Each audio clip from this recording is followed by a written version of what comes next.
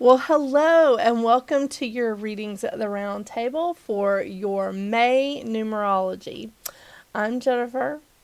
This is Jasmine. I don't think you can see her. You can just see the edge of her bed. The banner's blocking it. Sorry. Maybe you'll see it when I do the your individual life path numbers. We'll see. All right, so May. I mean, we're like just plowing through 2023. So this month is not as challenging as March, but it does have some things happening. It does have some stuff going on. So March was a game changer month. I mean, I feel like we're still like feeling some of the effects of things that happened in March because some of them are long term, like Pluto and Saturn moving. Yeah, those are long term things. But this month in May, some pretty good stuff. Pretty good stuff, actually. So we start off on May 1st with Pluto going retrograde. Pluto is going to be retrograde until October 10th. And Pluto retrograde is, Pluto is about power and control. Especially Pluto in retrograde, it's about releasing control, or if you're controlling or if things have control over you, it's about releasing those things. It's about not manipulating situations, not becoming like obsessive with our behaviors. Because the reason why is because Pluto wants to drive out those excessive bad energies that, like greed, anything immoral, corruption. So very, very important. About mid-month, Pluto is going to be square Jupiter, which is in Taurus. Pluto is in Aquarius, and Pluto is going to retrograde back into Capricorn in June. So just be aware of that. So Pluto is going to be square Jupiter on the 17th. That's going to really drive us to want to be successful. It's going to really drive us to want to get out there and make some money and like be in the limelight and be the star of the show. It's going to really drive us for that. The important thing here is to hold high standards and integrity in order to be successful during this time, because Pluto is also trying to drive out like the bad energy, the negative energies that we're trying to get rid of. Okay, I know, because I really don't think that corruption, immorality, or greed is really helpful to us in specific contexts. You be the judge. It's your life. So that's happening on the 1st. Then May the 4th, it's just a special day to me because, May the 4th be with you. All right, I love Star Wars. And I actually was going to wear a Star Wars t-shirt today. I had it all picked out to wear, but there was some issues about possible copyright infringements. I'm not really sure. So I am wearing a t-shirt to support Mother's Day, which is #boymom for me. If you're a #girlmom or a #both or a #furmom, I get it. So happy Mother's Day. But May the 4th be with you is a special day. It's Star Wars Day, and I'm here to celebrate that. All right, on May the 5th, we have a full moon and a lunar eclipse in Scorpio. It's not tremendously heavy, but again, there's been some really, really great advice about like not manifesting during eclipses. I do collect water during eclipses, but not every eclipse. This eclipse, I'll probably collect moon water because I use it in different things, It is also Cinco de Mayo. So celebrate wisely. We've got a lunar eclipse. Celebrate responsibly. That's a better way. Yeah. So lunar eclipse in Scorpio. Yeah. On the 7th, we have Venus moving into Cancer.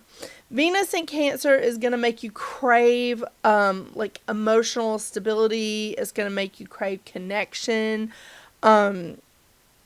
and really wanting you to be comfortable, especially in your homes, because that's what cancers crave, that like that comfort in their own homes. If you have a lot of Cancer in your chart, your home is your sanctuary, and that's where you need everything to feel good. Your home, your family, your sanctuary. So we want to be comfortable in our homes, in our lives, with our families, with our relationships, anything that we have that emotional attachment to. Venus in Cancer is going to have us crave that stability and that connection with those things. So it may be a good time for you to strengthen that connection. Then on the 14th, on Mother's Day here in the U.S., we have Mercury going direct. Mother's Day may be celebrated in other countries. I know not all countries celebrate it. We have Mercury going direct on that day, so that's a gift to all of us.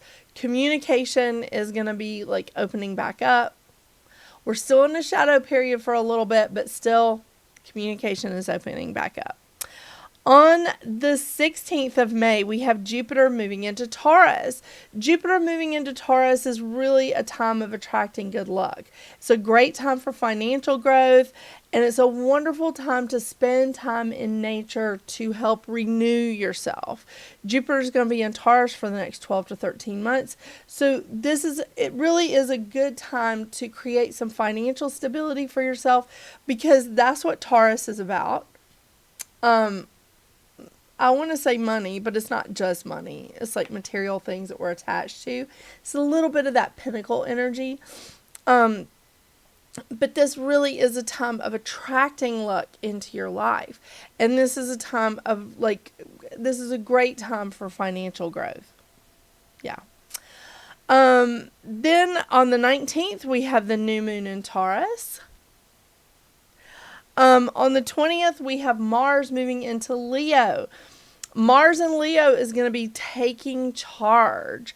This is going to be confidence, ambition, persistence towards goals. This is a very dynamic time. So although confidence and enthusiasm is great, make sure that you don't go overboard. We don't want to go over that mark. We want to stay in a good space with that. In a healthy space with it. Okay, and then on the 21st, we have the sun going into Gemini. Yeah. And the 29th is Memorial Day here in the U.S. So there's a good bit of stuff going on in May. I am telling you all of this so that when you are looking at your whatever life path number that you have that puts you in a specific numbered month, if your life path number puts you in a 3-month, you need to watch the communication and watch what's going on maybe with Mercury. So look at those things. If your life path number puts you in a month that's an 8, Jupiter and Taurus could be really good for you, because that's a time of abundance for you. Do you see what I'm saying? I'll try to bring this up as I'm going through all the life path numbers, but I wanted to make sure that I got the astrology out of the way for you guys before each life path number, before I went through each life path number. So it's good. May is going to be great. May is going to be dynamic. May is going to be awesome. I'm excited. I mean, why wouldn't I be? Every day has the potential to be a good day, right? So let's see what May has in store for your life path number. All right, life path 1. So here we are. You are the inspiration. You are creative ideas. You are new beginnings. You are initiative and courage. You are entering a 4-month. For you, May is a 4-month. And I love this because I'm a 22-4 myself, but this is a 4-month for you, not a 22. This is a time of building. This is a time of setting that foundation for changes that are coming later on. It's a time of hard work. I don't want to scare you off from that, but it's a time of hard work because it's a time organize, clear out some clutter, structure businesses, families, relationships, putting things in order. Definitely a time of manifesting, definitely a time of like building a solid foundation. That's really important. Being practical, that's a part of being a builder, is being practical, being industrious, but you're used to that kind of energy. I love that. So specifically this month, I think that paying attention to Venus moving into Cancer, because this is a time of strengthening and building relationships of all kinds, whether it's business or romantic or familial, like, with your family. Whatever this is, you need to pay attention to that Venus and Cancer energy, because this is definitely you're going to start craving that. You're going to start craving that connection and that strength with your family and with those relationships. Also, Jupiter in Taurus.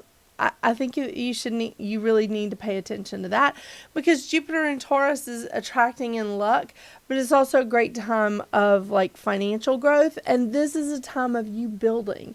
This is a time of you manifesting. Mars in Leo is also another important factor here for you this month, because Mars in Leo is take charge. Mars in Leo is confidence and it's ambition. And it's really persistence towards your goals. That's 4 energy. It really is. Now, I do want to point out some shadow effects of the 4. Don't overwork yourself, because that can cause a lot of stress. And you get into that mindset of it. Just like overwork. Just, I can do it. Also, make sure that you're opening up your imagination. You're really good with the imagination as a life path 1. Imagination is a part of who you are, but you don't want to limit yourself and not use your imagination. And sometimes the 4 can like take away the imagination a little bit, because you're working on that foundation, you're working on that kind of energy. Yeah. So it's important that you pay attention and you do use your imagination during this time. So that also means don't close your mind off to any ideas that may be coming into you, or any different ideas that may be presented to you about the same issue. Don't shut yourself off. Don't do that. Be patient. This is definitely a time of patience, because we have Mercury that is not going direct until the middle of the month. So with Mercury being retrograde for half of the month, we're definitely looking at some breakdowns in communication. So it's important to be patient. Also, with Pluto going retrograde on May 1st, this is sort of pushing us out of those like negative energies, those bad habits, and using patience will help you work in integrity. It definitely will. 4s it's a good time for manifesting, just like the 8, just like the 22. It's a great time for manifesting. This is a very practical time. Again, this is a building time. So be industrious, and really have endurance. So again, with the patience, I know, but you're very creative. This is a wonderful time for you to exhibit that Genesis energy that you have of just that new beginning and building a great foundation with it. I love it. All right. So let's see what kind of cards we get for you, Life Path 1. So I'm just down to the 2 usual decks. The Healing Oracle Crystal Reading cards. Love them. And the Goddess Guidance Oracle cards. Just my favorites, whatever.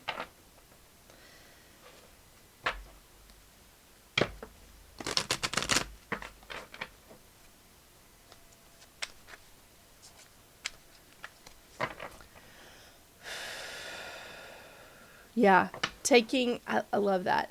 Taking one step after another with patience and open-mindedness. That's the mantra of the 4. The lesson.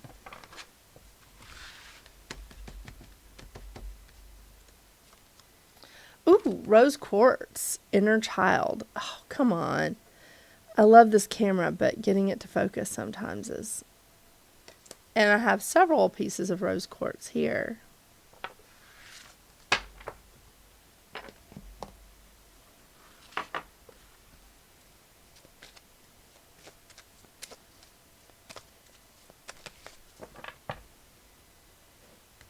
Oh, I also want to thank a subscriber that sent me this via my mother-in-law, this beautiful piece of green fluorite. So thank you so much, Michelle. I so appreciate this. I love it, love it. It is now got a place in the semi-permanent. I change these so much, you never know. But it now has a place on the front row here. So thank you so much, Michelle. I appreciate it.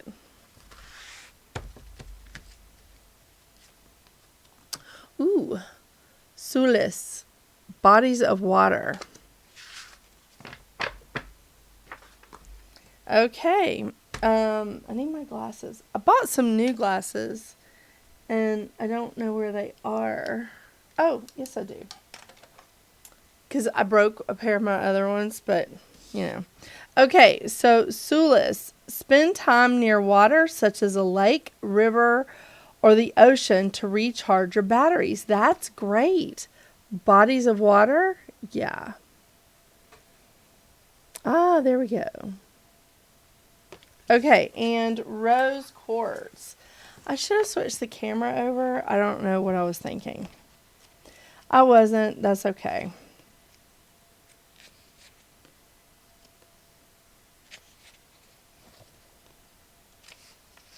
Okay, rose quartz, inner child. Okay, rose quartz is well known around the world as the stone of love and compassion. Its energy is very gentle and soft, inviting us to open fully to receive its healing medicine of love. Its nurturing energy allows us to feel safe enough to surrender to our vulnerable nature.